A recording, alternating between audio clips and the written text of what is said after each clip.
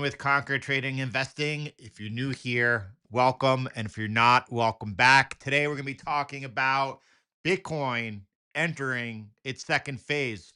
What is he talking about? What type of Bitcoin terminology is that? Second phase.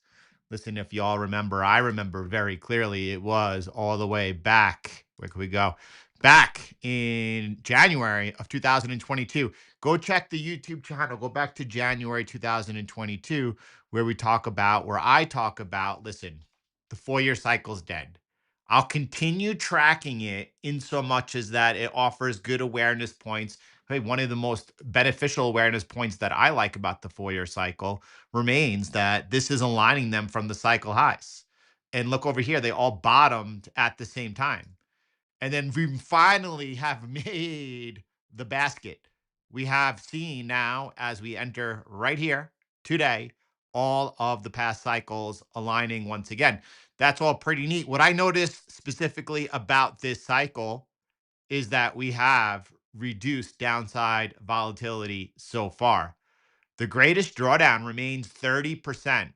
That's not happened before at this stage of a cycle.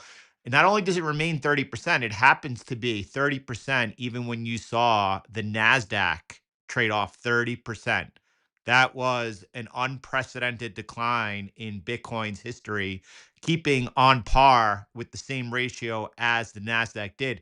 I look forward the next time that the NASDAQ is under correction, at least 20%, just to gauge what Bitcoin is doing against it. Does it surpass it back to old behavior? Does it match it once again to that new behavior? Or do we see less of a drawdown because we are seeing and witnessing now at this stage of adoption, early majority adoption? 4-year cycle is already invalidated. What? No, 4-year cycle is invalidated. Let me just jump over and pull up a slide. Hopefully this is the slide.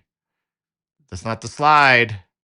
Hold on one second. This is obviously pretty important stuff when we go out and we say the 4-year cycle is invalidated. And this is so the 4-year cycle was invalidated right over here. And when you look at this chart, you're seeing that, well, price made an all-time high prior to the halving, and each and every cycle up until that point, it had made an all-time high after the halving. And the reason being was because the halving, the reduction of the miner's reward, it changed the supply demand dynamic because all of a sudden miners each day are have the potential to keep going are the selling pressure of the miners is reduced by half, and each and every time that had caused roughly 3 to 6 months later Bitcoin to finally be able to make a new all-time high. This time it was adoption. It was adoption that caused Bitcoin to make a new all-time high ahead of the halving. 4-year cycle behavior is dead. And what about the top? So you could be saying, well, it's a little different, but dead's a little dramatic. And let's just get our bearings over here. We had 1 year after the halving for a top. And then over here we had 507 days. And then over here we had 567. So, what do we say? 600 days? Like right now, we're on 456. So a lot of people, this is very important, guys. Heads up, and just let's. So I'm going to say 600 days by December of this year, or we'll give it to January. 4-year cycle behavior is dead. If at any point in time in 2026, Bitcoin makes a new all-time high. I think that's fair. Those are the goalposts that I'm putting up over here. I think that I was, a little bit generous. Whether we'll find out, right? And don't forget, I have been. You've heard many, many, many people telling you that this was going to be a left translated cycle, which means that the all time high was going to come a lot closer to the halving than prior. That has not transpired, right? The whole time I was saying, look, and this began Not when we made the new all-time high, but since then. This began all the way back when we were looking at the changing dynamic of the cycle. When I was saying to you back here in January of 2022, what we have over here is Bitcoin getting ready to get out of the facing reality phase. What happened to cause it to get out of the facing reality stage? A couple of different things. First of all, one of the greatest risks that we all thought to Bitcoin was if the government would turn against it. Now, I'm not saying ban it, right? That would be something like you can't ban Bitcoin. Z learned it, Putin learned it, and if they tried to ban it in the states, that would have just gave other regions throughout the world an opportunity to gain a significant advantage. But TikTok next block, nothing stopping Bitcoin, and eventually they would have learned. You can make it very difficult. You could make on or off ramps illegal. You can make it very challenging. This was a roadblock to adoption. When the US government recently embraced Bitcoin, and I mean, Bitcoin by far is the best performing asset since the election. By far, the best performing. By the way, beautiful to see here today. Not, I mean, gold making a breakout over here, but what's beautiful to see here is silver now at $38. We've been talking about how it was making 36 feel comfortable. Now it's on the move. I'm excited to see what $50 silver looks like. We're on Bitcoin today, though. Let me come back to Bitcoin and talk about what is taking place here on the second phase of this particular cycle. Right now, there are a lot of people who are, and by the way, this is all contingent on what happened. What did we just see happen? So let me just go right. We just saw finally that breakout we've been looking for, that breakout that we've been waiting for, that we've been watching as price was consolidating and coiling underneath that resistance. Now I'm going to just jump over here really quick, and this is kind of neat. This is CTM strong. We talked about in yesterday's session and in many prior expectations on the breakout about where that initial push would go to. And we talked about, look, this is a little below. These touches are a little below the line, a little below the line. Look at that right there, a little below the line. That's about as exact and precise as you could get. Absolutely beautiful, beautiful, beautiful, beautiful. Self custody. Ooh, you know, that's a topic for a different conversation. That's a topic for a different conversation. Yeah, sure, it certainly is. And there's something to be said for being self-sovereign, moving that third-party risk. There's something to be said also. I don't want to be in a little bit, but listen. Anyway, we'll talk about it later. Um, we have a breakout, guys. What do we want to see happen? We want to see the breakout hold. We could have a retest. We don't want our retest because it's bullish. The more room we leave between the breakout and then the next leg up, the more bullish the move. And we could have a retest all the way down, right? And that retest could either resume up, breakout, retest, resumption, or it could also fail. And it could fail. I think this would be aggressive. This might be pretty online. That's not too aggressive, actually. There's a pretty good line to know when we have a failure in place. So that's the first thing that we're doing. Not any different than how we looked at on the breakout of the alts over here. And we said, okay, we have a breakout now. We have to know where this trade is wrong. That's just what we do. We manage risk. By the way, it's been a minute since we caught up on this. So let me just get back in here really quick. And we're looking at, Solana. I'm sorry, Ethereum continuing to push against Solana. It's coming into that pretty important area. We looked at it very, very in detail yesterday, and you can see it's still got a little while to go. We're coming into support before it actually makes a major, major trend change here versus Solana. I wanted to just jump in on CoreWeave for a second because We have not monitored in a while. The last we left it was like this, and you could see, look at that. We had the breakdown, and look at the follow through since the breakdown. So that was pretty neat to see in action. Circle we weren't following like that. So we had, I mean, Circle, a lot of these IPOs now are coming back, snap back down to reality. Um, so is there anything else over here that I wanted to kind of get in and show? Nope. No, no, no, no. Back over here. So this is, we have the breakout, right? It's just another step up.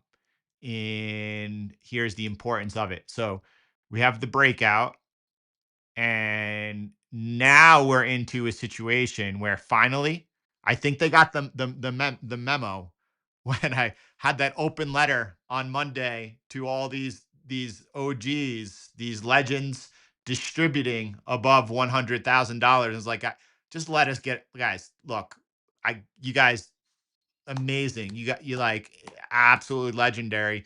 Let us see what 150K looks like. Let's just go see what it looks like. And we're on the way now. And that's also the expectation, right? Like our first expectation was this is likely probably where price would initially move into. And then we talk about what's next. And we did that nice little measured move of what's next. And just really simple for those that weren't here with us, right? Measured move when you had this. Let me. We're going strong, but we're just getting warmed up over here. Here was the massive long consolidation, and then we had the Japanese yen unwind scare. We had the election, and we had the next major leg up. And you could see over here that you know that's roughly 28% move, measured move up. Did I get that right? I think I got it perfect. Pretty close to perfect.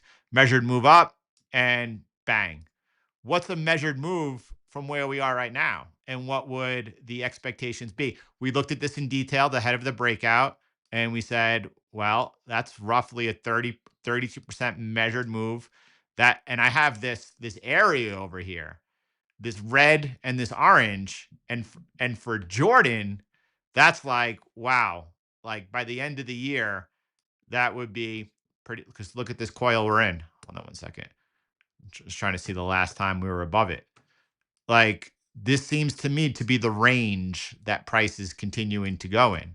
But that's not what a measured move suggests. A measured move suggests higher, higher, higher, higher. And I suppose once we get to that 130, right? From 130 moving into by the end of the year with the seasonalities and historics of what October, November, December bring is really not much of a move. Right now, it probably seems like it. Seems like it to me at 118.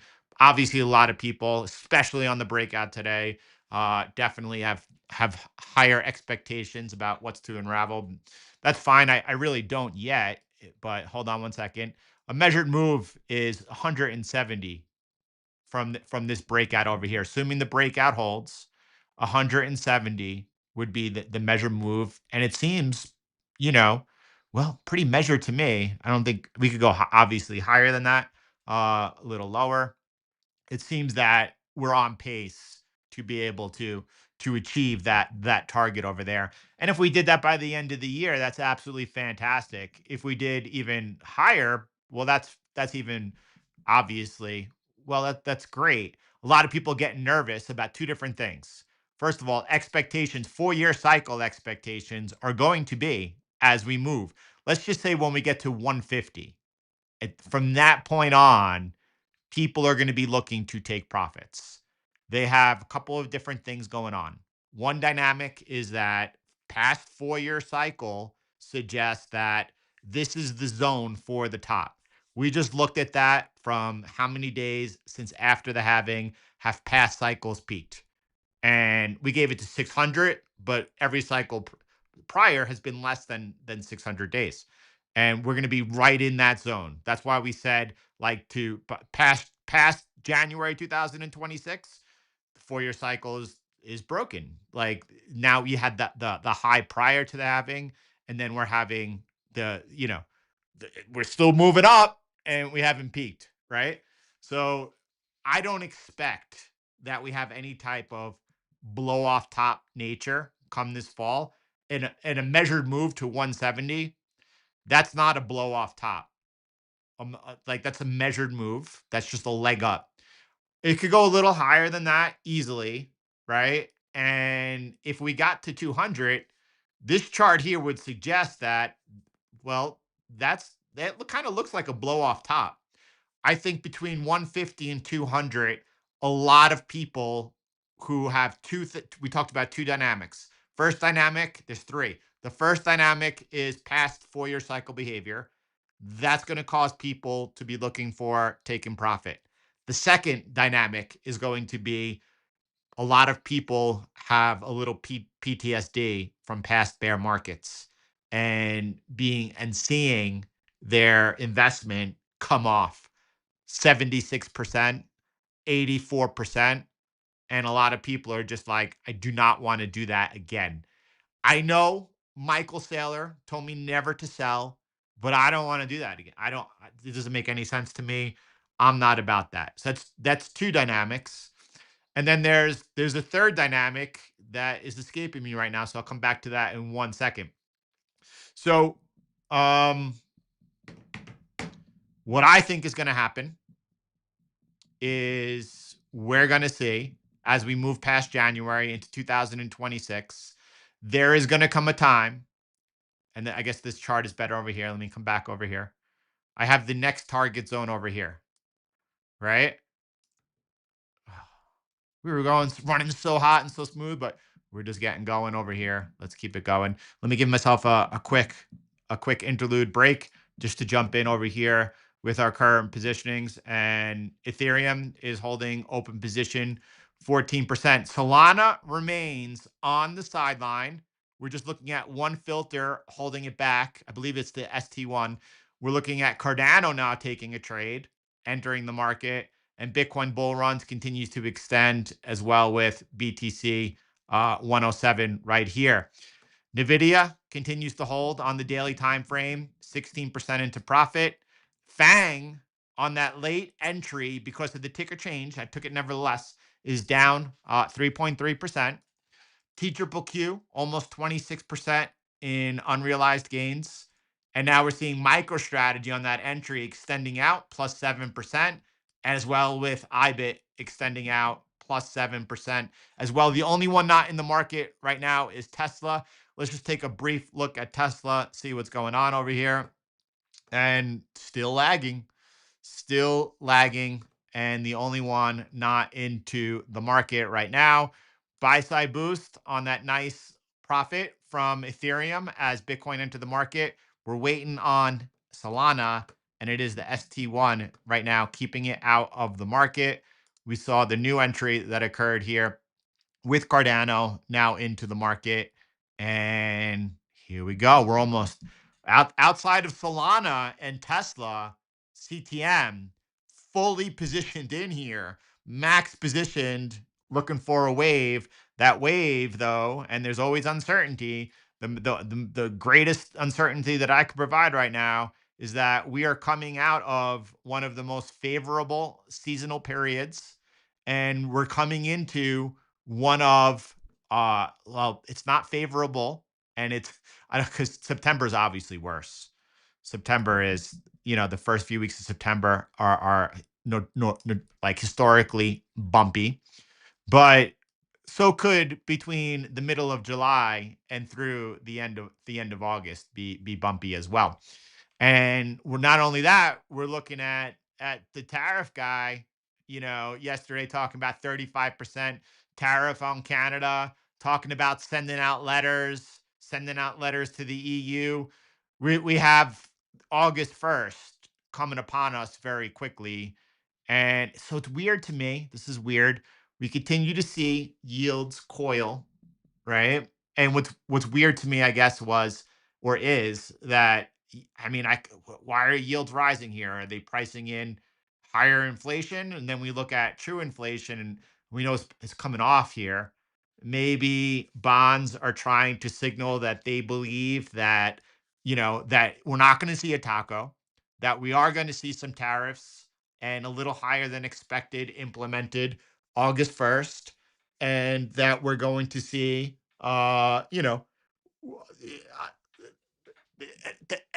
hesitation is that, likely that's a one-off price that we see a higher price tick.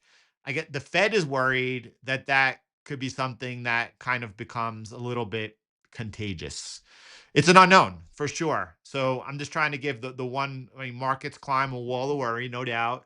We're coming into a period that is not really that favorable. And there's one other chart that I was hoping that I have over here that I don't see up here. So I can't bring it up. Jumping back, getting back into it. Let's go. Let's go. Let's go. August and September aren't good for alts, but yeah, and that's true. But what we have over here, and we gotta just find our way, right? We do have a breakout in play, right? We could say, and I love from yesterday's session, if you didn't watch it, when we looked at the PMI in related to alt season, and we said, actually, it's not as you've been taught. Like, do not buy bonds and wear diamonds. Do not do that. Do, that's an underrated call that doesn't get enough attention. I guess because there are others like Luna, risk free, and stuff like that. But do not buy bonds and wear diamonds, even though we expect over the next 6 to 12 months for the 2 year to be the best opportunity there is.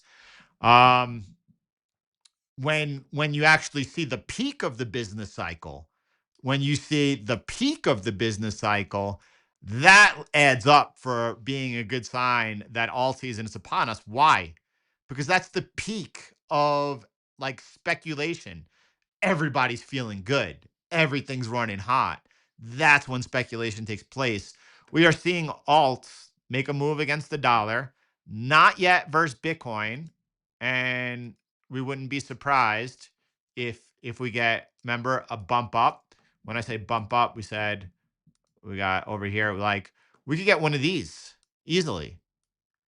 What's very apparent on this move up is that Bitcoin is participating like very much and leading, you could say. I'm going to say in leading. I get Ethereum's outpacing a little bit over here. Look, we're locked and loaded. We entered Ethereum before entering into the Bitcoin trade.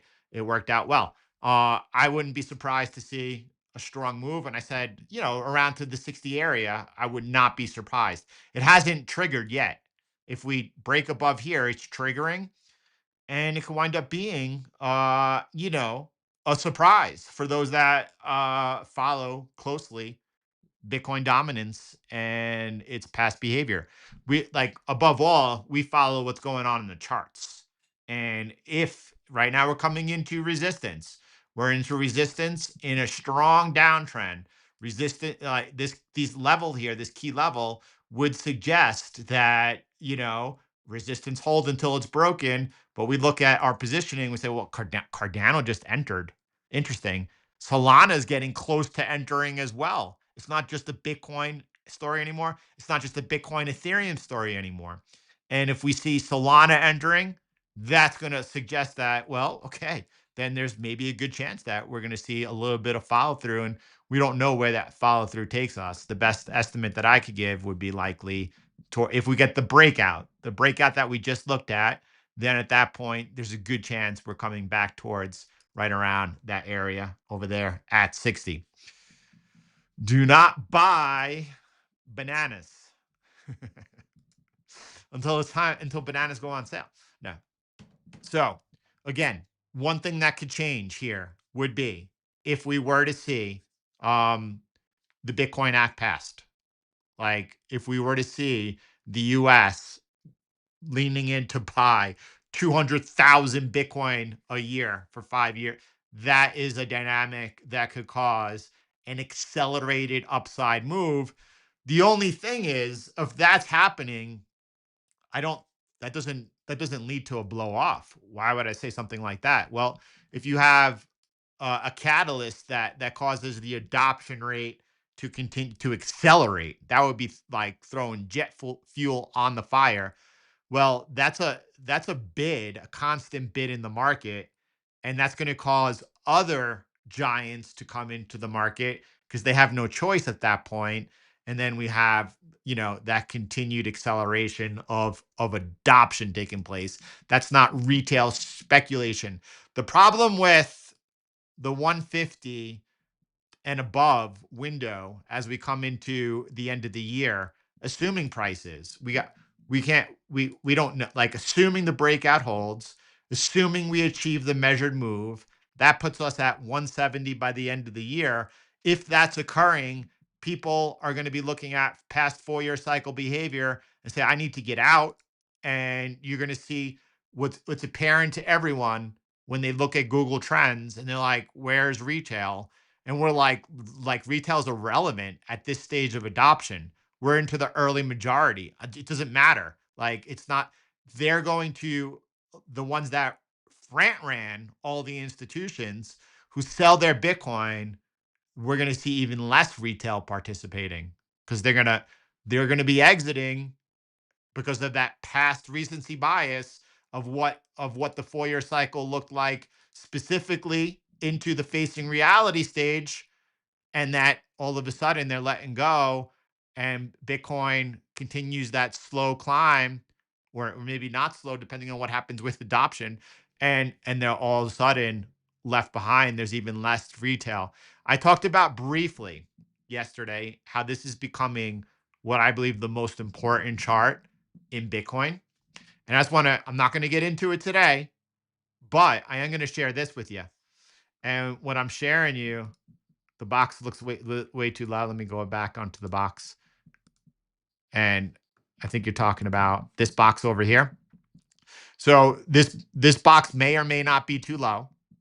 And the reason the box is here, because when that box is achieved, we see a major, like we have the major marker milestone of price making an all-time high prior to the halving instead of after the halving. This would be the first time that this will be. I believe it's going to happen now. Obviously, it's the markets and anything could happen. But if this is achieved, this becomes the first time that a previous cycle is making a lower low than the current cycle. That's the box is there, whether it's higher or not, is because I'm looking to achieve it. Like I believe there is the highest probability that this will be achieved. If we have a catalyst, could we be higher than that? Yeah. Do we need to be higher than that? No. And if we achieve this, then there's a strong, strong chance that we achieve this, right? And again, this is just, I'm setting probabilities that I believe are very achievable. And if you're coming into prior to the next halving in this zone, that's recklessly bullish. That's absolutely glorious, glorious, glorious. And again, that would also be a first because expectations would be that you'd be all the way down here. I don't think that's going to happen at all. So that's why it might look low to you. I think to me, it looks high probability and game changing if achieved. That's why I have it over there. Now, jumping back and getting over to here, and just to put like, the question. Ooh, look, that's awesome. But you have to give me feedback of why you don't agree with that, and that way we could just talk about. Okay, I'm willing to talk about anything and everything, and I'm always looking to learn. That's for sure. This, by the way, becomes a game changer. This is my expectations are that it's more of that move up instead of the move up, and then once we get to here, again, this becomes a major game changer coming into this area above that. Doesn't People will be like, "Oh, we didn't blow off, diminishing returns," and I'm like, slow climb, and then we come into here, and it's like, "Oh, we did." That will be when you start seeing everyone. Like, do you remember now? You're starting to see people talking about the change in the cycle behavior. Hey, wait a second, it looks different, and we're like, "Yep, we we made those observations and we tried to tell you. And I think this chart here is really important. But see, I put it up here, like kind of where the hype cycles line up and match, and I prefer it down here personally. But then people look at the price and they think that that's the expectation, that price is going to be trading at whatever this line says, and that's the furthest thing from the truth. I don't believe that for a second. But what I do believe is you're going to see that similar behavior. And so, you have over here, let me show you. You have the hype cycle, then you have the facing reality, and facing reality had diminishing returns. And then you enter the ultimate market opportunity. And in the ultimate market opportunity, you start seeing a change. And then you see even a move up towards the top, and the top here came into where the hype phase went, and that's where you came towards the top trenches of that. And if that were to happen again, right, then I guess from this chart you might be able to see it better.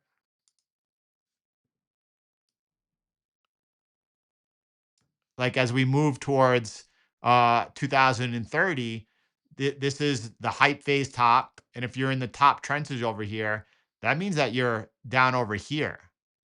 That's extraordinarily bullish. But I want to come back and talk about this with you really quick. And right now, as prices at $117,459 a Bitcoin, a lot of people are wondering, you know, is it too late to buy Bitcoin? This is the best marker that I could give you. And I'm going to go ahead and I'm just going to put my crosshairs exactly where this is. And what this strongly suggests to me is that there is the possibility between now and as we move into the summer of 2027, over the next 2 years, that price could trade below where it is today. But beyond the summer of 2027, you likely will never see price below where it is today, or more accurately, $114,000. So that is a really good barometer to have in your head, in my opinion, because you hear lots of calls like Bitcoin's going to $404,000 and then it's going down to 60. No, it's not. That's not going to happen. That's not going to happen. But what is the most probable thing is that you have until the summer of 2027. Potentially, we don't know that price will trade under this level. There is a chance that it won't. That is, I mean, we have to hold the breakout that's underway, no doubt, very important. But there's a chance that you're not going to see price trade below this level. I can't give you any type of estimates on what that will be, and there's a lot of changing macro dynamics that will come into play, and we have to take that as it comes. Now, check this out over here. Here's the top in 2017. Okay. Now, at the top of 2017, and when I start explaining this and get into this, you're going to be able to see from where those tops are and then what the 4-year CAGR is and becomes, and it's going to make a lot more sense. But I'm not there as far as being able to explain it for you. But what you could have said in 2017 is that I mean, first of all, there's a significant chance that price is going to be lower because we come all the way to the right, right? And by the way, the one thing that I need to explain to you is that this lower dotted line over here, that's that's accounting for the structure, but all the way down to the global lockdown lows, right? And the BitMEX feedback loop. The solid line I have over here is that's where I believe is the higher probability. The orange line is what the power law low suggests, which I don't believe is accurate because again, the power law believes in diminishing volatility. That's not what I believe happens as we enter this stage of adoption, and best expresses that. Like power law thinks that we go down like that, and I think that no, no, no, no. we're going to come into the upper trenches over here. So it's a bit some distinctions to talk about over here, and I'm trying to get back over to my orange.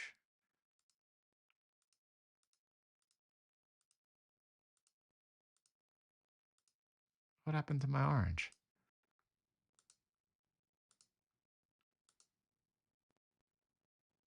Oh, I took it off. I went into the to show you this line over here. So I guess that's a possibility, right? This was FTX collapse. That's why we went. I don't. We didn't go below that line. We bottomed over here, right above that dotted line. Had it not been for the collapse of FTX, but FTX collapsed. There was fraud going on, and it collapsed. All right. So jumping back over here, as you're at the high in 2018, you have to go all the way to the right. And then you could say that as we get, I'm over here in April of 2023. If you're using the COVID line, you would say into October 2023, there is a significant chance that until we get to here, price could trade below that level. And you could see that not only is there a good chance, but price did trade significantly below that level, but we were towards the top of the trench, right? So same thing. All right, let me just over here, right? Over here in July 2019, again, I could say, well, there's a good chance that at any time between now and September of 2022, we could trade below that level. But once we do, once we get past September 2000, like the odds of you ever seeing that again are just, I mean, I can't say zero, but it's not happening, right? What about over here, the top in November 2021? Again, you could say by the time we get to March of 2026, odds are you're never going to see that price again. So if you're wondering whether or not it's a good time to buy Bitcoin at any given state of time, let's pretend Bitcoin goes up to $170,000 by the end of the year. So by the end of the year, we're trading at 185. Just because, well, here we go, 170. And then I could say, well, there's a pretty significant chance between now and any time into June of 2028 that price could trade below that. But after that, then at that point, there's a strong opportunity that you never have a chance. 55,000 Bitcoin is cheap. It's not coming again. And I think that this helps tremendous. And also, the higher you are into this structure, then the lower the 4-year CAGR is going to be. And I would like to tell you exactly what it is. For example, I should be able to say, as you get towards, like, if price went to $345,000 or $400,000, right? At that point, I would say that, well, there's a good chance 4 years from now that CAGR, and here's 2027, and come all the way to the right, right? So, I mean, 3 year, I can't do the math, 3.5 years, that CAGR could be close to zero, and whether or not it's single digits, I'll say that there's a really good chance that between now and as we move forward, that CAGR is going to be single digits, right? And of course, it's not going to be the first year, but by the time you get into the third and fourth year, you'll see that likely because price likely between then and there has traded in the zone below it, bringing down the CAGR. So I hope it's well explained because I think this is extraordinarily high, high, high signal and very helpful for helping first of all. And do I think that there's, like, as you get closer to certain levels, do I think that, well, and I'm not going to say sell your Bitcoin, and especially, like, I mean, Bitcoin is at $118,000. I mean, I personally think that Bitcoin is going to $1 million, and I personally don't think it's going to stop there, right? But are there hedges that one could take the closer you get towards, like, where the green line is? They're absolutely, and that's a good guide, especially when expectations are going to be that like, hey, listen, the 4-year CAGR 3 to 4 years from now is going to be significantly lower than it is today. I don't know. You know, is it better to invest in MicroStrategy than Bitcoin, or is it better to invest in Bitcoin and just have time on your side? There's a lot of obviously exotic products that are being engineered and launched in relation to MicroStrategy. Let's take a look at this. You ready? What has been the changing dynamic between MicroStrategy and Bitcoin of late, if there is one, right? And I'm gonna go over here, and I'm gonna go like this, and I'm gonna add Bitcoin.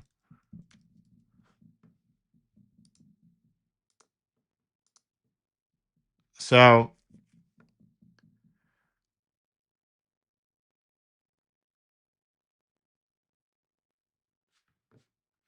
why is MicroStrategy not showing up over there? Why do we only have to December? Ah, could someone help me out? I can't understand what's going on here. Oh, there we go. So we got MicroStrategy there. Sorry, MicroStrategy is in blue. And then I want Bitcoin all-time index. All right, there we go. So from the election, MicroStrategy is crushing Bitcoin, right? From the election. No, it's not. See, here's the problem.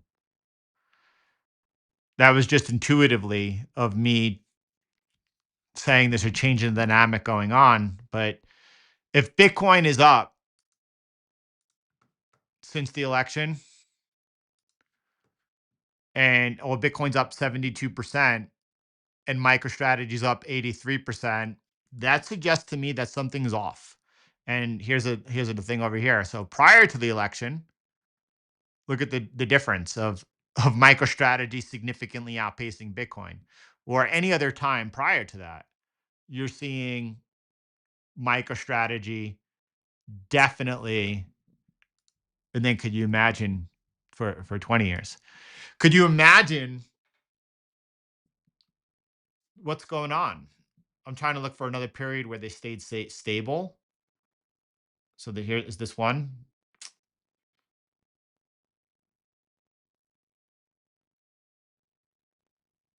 Hold on one second, because I'm thinking over here. So off of the low, here's the low. Okay, so MicroStrategy's outpacing. What about that? Is that like, oh, okay, here's another time that they stayed relatively similar in price? I mean, yeah, that for sure. Okay. They're both up 60% in this case. So that's very similar to the period that we're looking at right now since the election. They're both up 60%. They're both the same. And then MicroStrategy was able to make a massive move versus Bitcoin. Okay. So are we on is that what's about to happen right now? Maybe. The thing is that there are some different dynamics taking place between MicroStrategy back here and MicroStrategy back today. And number one is competition. There are obviously many other whether or not it's 21 or eventually Metaplanet, and the likes of all the other corporate treasuries that instead of people saying, okay, I'm going into MicroStrategy, now the investor has other opportunities, so less capital flowing into MicroStrategy, as well as you have all these other instruments. And then Saylor does keep diluting the shareholders. So are we going to see another massive move and outperformance out of MicroStrategy? I I don't know. I can't say. And where does that stop? I mean, I mean, I can't answer that question. All right. I assume that MicroStrategy continues to outperform Bitcoin, but I also understand that there's also greater risk there as well. So I don't know. I can't answer that question. It's looking good. Let me just come over here. And it had that the launch, the fade, and then coming out of it's finally here rallying. Here's a conservative break that's just occurring right now, and then that CTM break down over here, that black diamond, and it's beginning to look good now for sure. And so like STRK, right? I don't know what STRK. It's roughly a 10% yield. You're giving up some of that upside potential, but you also get to convert to MSTR once MSTR reaches $1,000 a share. I'm not sure STRD, MSTY. It seems like that there is a bit of dividend decay going on. It's hard to say what that looks like in the future. I don't know. The question is like, should I buy my MicroStrategy versus Bitcoin? And I suppose like, I don't look. What's your time horizon and how long are you looking to hold between now and the next 12 months? Is there going to be a period where MicroStrategy outperforms? It looks highly likely. Between now and the next 10 years, I mean, some people are betting on it, but like, you know, Bitcoin seems to be there's nothing wrong with the turtle because this turtle is running. There's nothing wrong with the turtle when the turtle's running like Bitcoin. You want to make sure that 10 years from now you are where you want to be. And indeed, there are risks in MicroStrategy. Maybe like, do I see Bitcoin pulling back 30% again? Of course. When Bitcoin pulls back 30%, MicroStrategy generally has a significantly deeper pullback. Maybe that's the time to look at, positioning yourself into MicroStrategy on strong drawdowns on Bitcoin. Maybe that's a better way to look at it. You have to have the patience. Circle, yeah, we don't want that breakout to fail. What does that look like more exactly? It looks like it's failing right now. I don't feel like I'm just drawing lines, but it seems to add up. So that could be bad. That could be bad news for Circle, and then, where are you coming out of it? Right. And then breakdowns in play, come back up, and then it's time to look at the other side.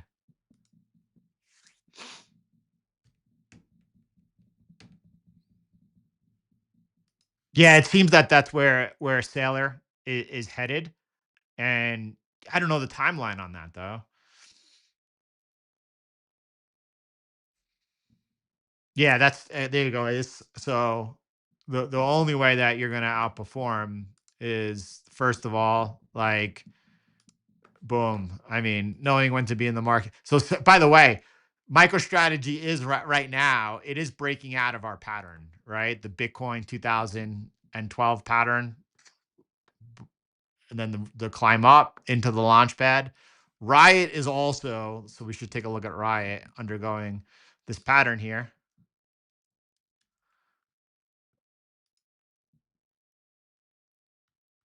That's a 2 hour. Let me come back down. So there's that MicroStrategy move up, the move up into the launch pad. And that could definitely get nice going over here. But MicroStrategy's leading. MicroStrategy's in play right now. And the moat, I mean, Ace, you're not like you're right.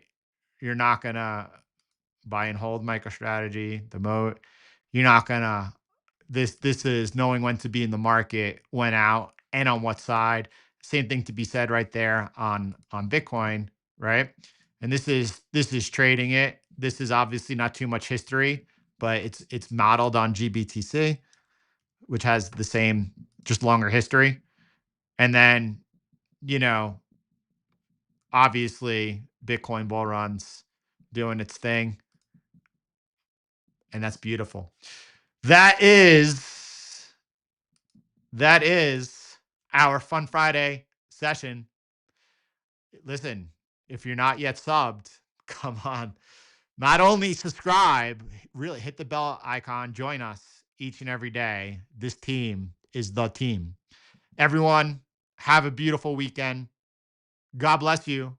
And I'll see you all on Monday. CTM strong. Bitcoin trading at $117,509. The second phase has begun. The second phase is more people now have a belief on the breakout that, oh, wait a second, this is happening. This is happening. And I'm trying to bring everyone back and say, nope, this is happening. We've been telling you that this is happening ever since January 2022. Now you're starting to see a lot more people dropping the left translated cycles and a lot more people saying, oh no, what's happening here is a changing dynamic as more institutions enter the picture. And wait until we get further out over here past 2026, then everyone is going to pretend the whole time they saw what was happening. That's the direction we're headed. Everyone, thanks for being here. Thanks for everything. God bless you all. I'll see you all on Monday.